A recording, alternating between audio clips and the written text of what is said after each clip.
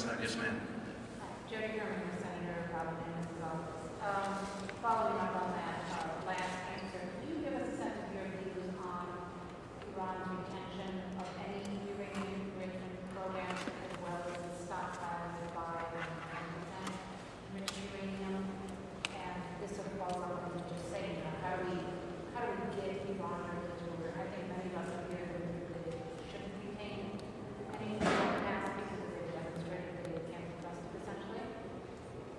But how do we get Iran to that place and more to the point of here, how does Congress respond? So, it wouldn't be fair for me to answer that question and not go to the 123.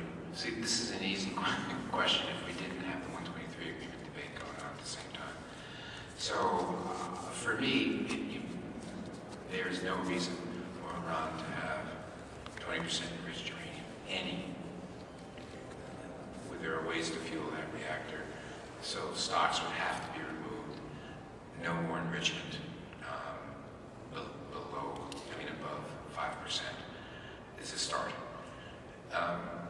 Second, stockpiles of LU. Some okay if you're going to allow enrichment, but not so much so that there's a robust breakout capability in the form of LU. Everybody here by now knows something which was arcane not too long ago, namely that moving to 3% is an enormous percentage of the move to 90%, right? So we know how important 3% is.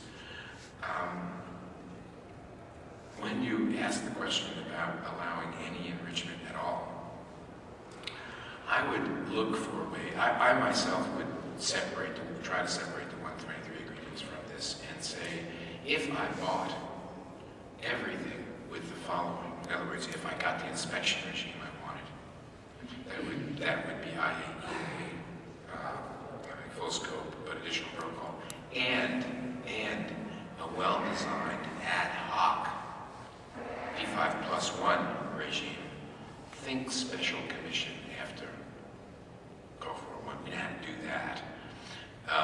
So if you got that, that gave you some confidence about the rest of the country.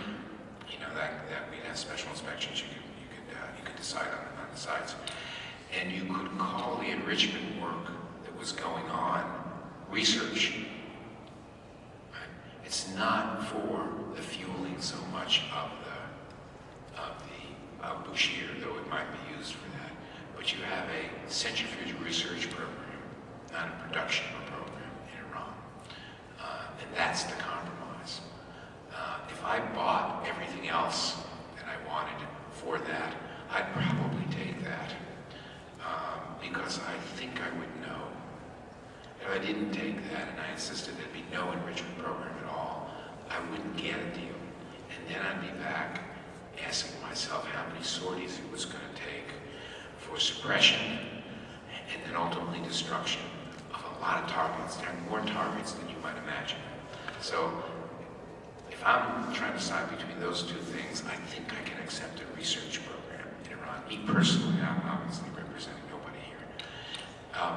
When you go to the 123, I would try to separate the cases, and I would say, I still think that the United States, as a matter of policy, should be taking a position that nobody needs to separate plutonium from spent fuel by any reprocessing technology, and nobody needs to enrich uranium on this planet to high levels for any purpose. Any purpose. We can even, for our naval reactors, we can even stop. We don't need to do that now. Probably would need more enriched uranium for that for another 30, 40 years. So I would like to stop that high enrichment, any reprocessing, and then if we're only left with the enrichment to low levels for commercial power reactors, that's to say the current generation of thermal reactors, there's a market out there. There are enough SWUs to handle the reactors coming online, certainly post-Fukushima. So my view here is you can't separate out the 123 and make a deal with Iran that would be workable and livable in this world. Yes, ma'am.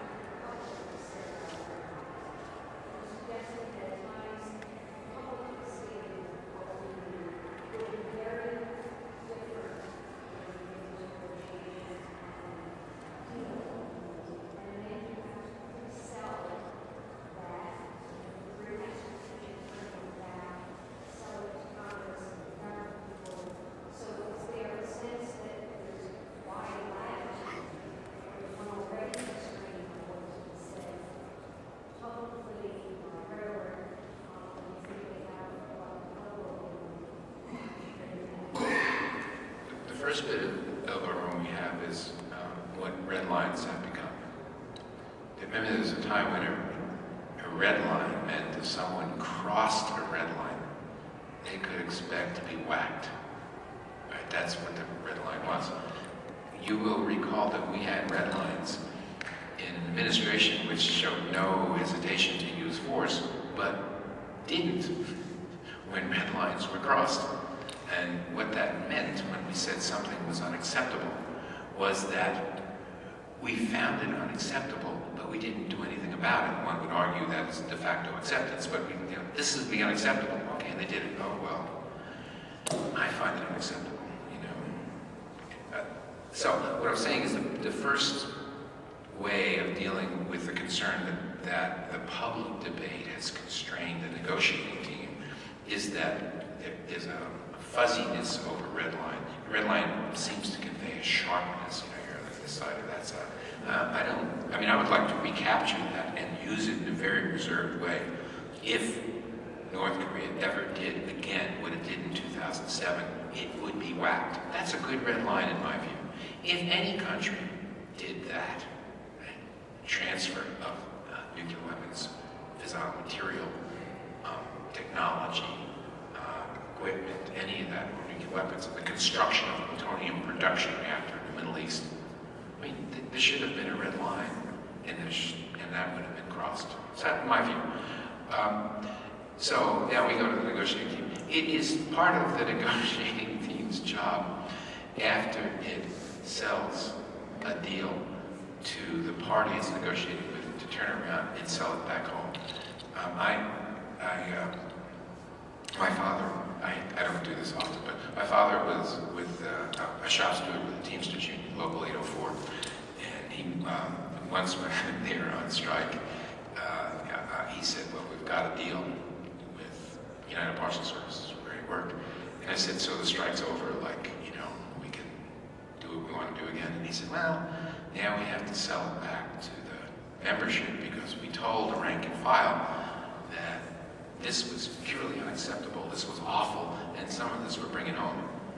And I said, well, why'd you do that? And they said, because we wanted them behind us and we wanted to make the best deal we could. I said, but now you gotta go and sell it. He said, yeah, that's the other half of the deal.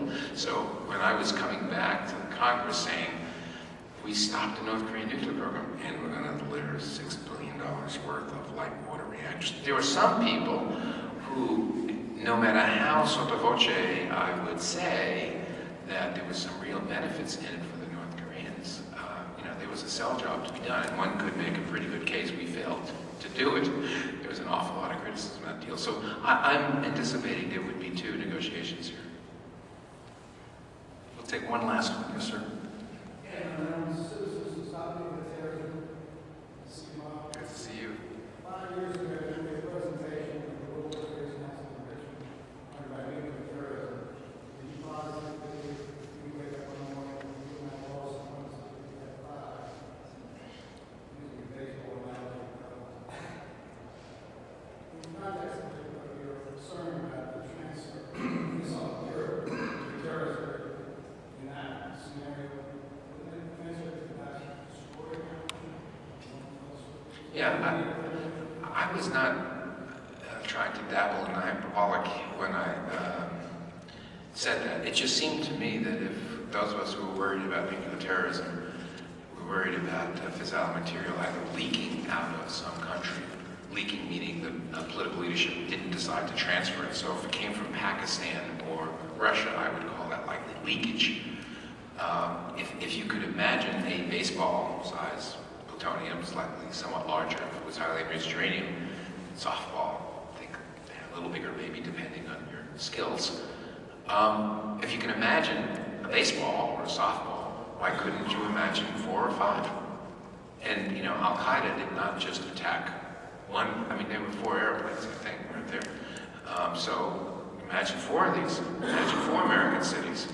Trying to deal, if you've ever played, and I play is like in quotes, one of these games where you're talking about how we respond if there's a detonation. I'm talking about first responders. What happens if there's a detonation in an American city? Who does what? Who goes where? What announcements are made to try to play that out?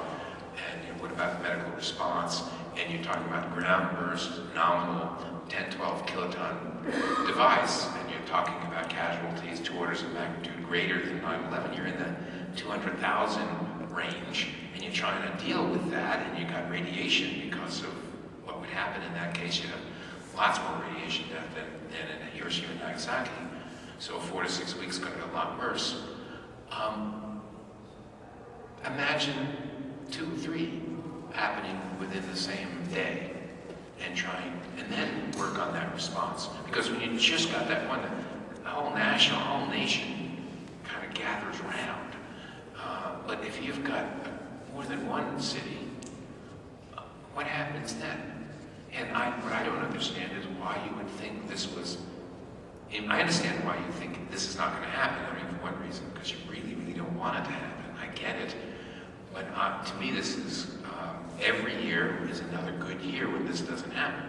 But you're going to predict this is never going to happen.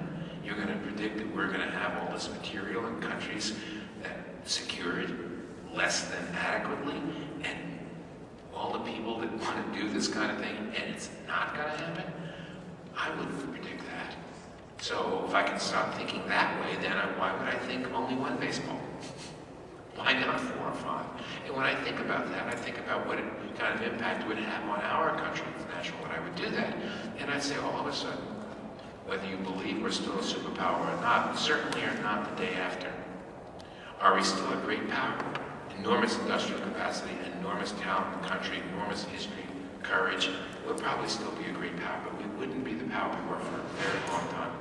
So I wasn't trying to overstate the case. I was trying to say what I believe to be true, and I thought there was virtue in looking at that, because there are policy decisions that we make with respect to energy choices particularly, which are affected by the availability of that material for bad guys. I'll stop speaking now because I just go on a rant when I do this. But Bob, great comments. I know there are a lot of us who really don't want to think about it, but we have to. And I think there's a lot of people in this room that want this issue looked at a lot closer, and that's part of ASB's mission, these tough issues, nonpartisan way. I mean, they're important issues. Every time I hear you speak, I come away that's so much better educated, and keep wishing you were back here in Washington, D.C. But again, we really appreciate your comments. Thank you.